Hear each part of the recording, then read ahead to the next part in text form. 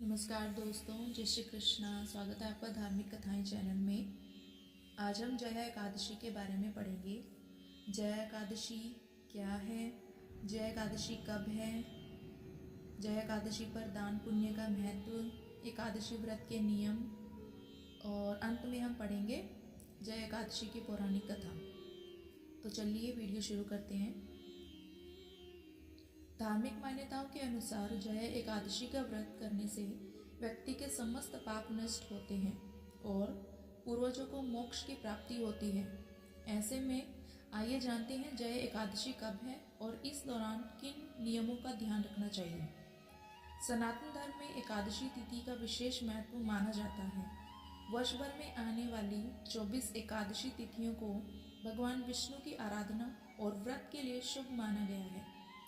माघ माह के शुक्ल पक्ष की एकादशी को जया एकादशी कहा जाता है, जिसमें भगवान विष्णु और माता लक्ष्मी की पूजा की जाती है। इस दिन भगवान विष्णु के माधव स्वरूप की विशेष रूप से उपासना की जाती है। धार्मिक मान्यताओं के अनुसार जया एकादशी का व्रत करने से व्यक्ति के समस्त पाप नष्ट होते हैं और पूर्वजों को मोक्ष की प्राप्ति होती है। चलिए अब जानते हैं जया एकादशी कब है। जया एकादशी का व्रत माघ माह के शुक्ल पक्ष की एकादशी तिथि को रखा जाता है। वर्ष 2025 में यह तिथि 7 फरवरी की रात 9:26 से आरंभ होकर 8 फरवरी की रात 8:15 तक रहेगी। उदय तिथि के आधार पर इस बार जया एकादशी का व्रत 8 फरवरी को रखा जाएगा, जबकि व्रत का पारण 9 फरवरी की सुबह किया जाएगा। अब हम जानते हैं व्रत के दौरान हमें क्या नहीं करना चाहिए। इस दिन केवल फलाहार करना चाहिए और एक समय भोजन ग्रहण करना उचित माना जाता है। अनाज और नमक के सेवन से बचना चाहिए। चावल, लहसुन, प्याज, मूली, बैंगन और मसूर दाल जैसी तामसिक चीजों का त्याग करना चाहिए। जया एकादशी पर दान पुण्य का महत्व। धार्मिक शास्त्रों के अनुसार एकादशी तिथि को दान करने से अत्यधिक पुण्य प्राप्त होता है। इस दिन जरूरतमंदों को अन्न, वस्त्र, जूते, तिल, दूध, दही, मिठाई और घी का दान शुभ फलदायी माना जाता है। मान्यता है कि जया एकादशी पर किया गया दान 100 यज्ञों के बराबर पुण्य प्रदान करता है और इससे भगवान विष्णु प्रसन्न होते हैं। चलिए अब जानते हैं एकादशी व्रत के नियम। इस दिन व्रती को धरती पर ही शयन करना चाहिए।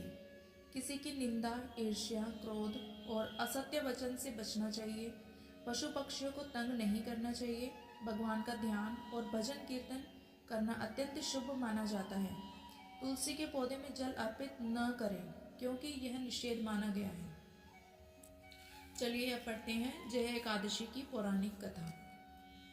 धर्मराज युधिष्ठिर बोले, हे भगवान, आपने माघ के कृष्ण पक्ष की शर्तिला एकादशी का अत्यंत सुंदर वर्णन किया।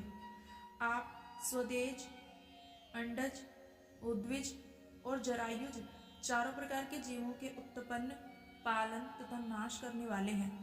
अब आप कृपा करके माघ शुक्ल एकादशी का व्रत वर्णन कीजिए। इसका क्या नाम है, इसके व्रत की क्या विधि है और इसमें कौन से देवता का पूजन किया जाता है। श्री कृष्ण कहने लगे कि हे राजन, इस एकादशी का नाम जया एकादशी है। इसका व्रत करने से मनुष्य ब्रह्म इत्यादि पापों से छूटकर मोक्ष को प्राप्त होता है तथा इसके प्रभाव से भूत, पिशाच आदि योनियों से मुक्त हो जाता है। इस व्रत को विधि पूर्वक करना चाहिए। अब मैं तुमसे पद्म पुराण में वर्णित इसकी महिमा की एक कथा सुनाता हूँ। देवराज इंद्र स्वर्ग में राज करते थे और अन्य सब देवगण सुखपूर्वक स्वर्ग में रहते थे। एक समय इंद्र अपनी इच्छानुसार नंदनवन में अप्सराओं के साथ विहार कर रहे थे और गंधर्व गान कर रहे थे। उन गंधर्वों में प्रसिद्ध पुष्पदंत तथा उसकी कन्या पुष्पवती और चित्रसेन तथा उसकी स्त्री मालिनी भी उपस्थित थे। साथ ही मालिनी का पुत्र पुष्पवान और उसका पुत्र माल्यवान भी उपस्थित थे।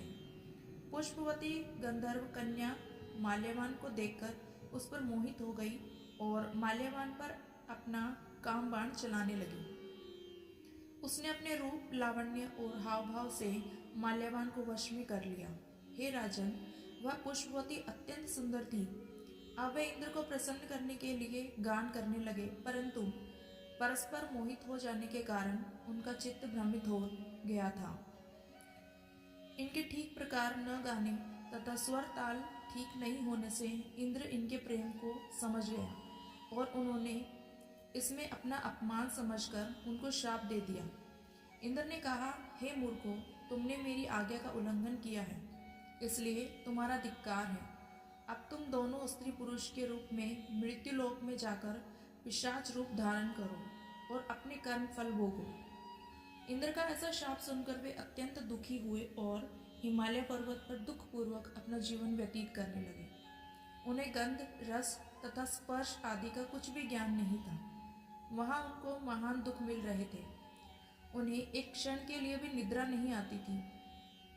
उस जगह अत्यंत शीत था, इससे उनके रोंगटे खड़े रहते और मारे शीत के दांत बजते रहते। एक दिन पिशाच ने अपनी स्त्री से कहा कि पिछले जन्म में हमने ऐसे कौन से पाप किए थे जिससे हमको यह दुखदायी पिशाच योनि प्राप्त हुई। इस पिशाच योनि से तो नरक के दुख सहना ही उत्तम है, अतः हमें अब किसी प्रकार का पाप नहीं करना चाहिए। इस प्रकार विचार करते हुए वे अपने दिन व्यतीत कर रहे थे। देव्य योग से तभी माघ मास में शुक्ल पक्ष की जया नामक एकादशी आई। उस दिन उन्होंने कुछ भी भोजन नहीं किया और न कोई पाप कर्म ही किया, केवल फल फूल खाकर ही दिन व्यतीत किया और सायंकाल के समय महान दुख से पीपल के वृक्ष के नीचे बैठ गए। उस समय सूर्य भगवान अस्त हो रहे थे। उस रात को अत्यंत ठंड थी, इस कारण वे दोनों शीत के मारे अति दुखित होकर मृतक के समान आपस में चिपटे हुए पड़े रहे। उस रात्रि को उनको निद्रा भी नहीं आई। हे राजन, जया एकादशी के उपवास और रात्रि के जागरण से दूसरे दिन प्रभात होते ही उनकी पिशाच योनि छूट गई। अत्यंत सुंदर गंधर्व और अप्सरा की देह धारण कर सुंदर वस्त्राभूषणों से अलंकृत होकर उन्होंने स्वर्गलोक को प्रस्थान किया।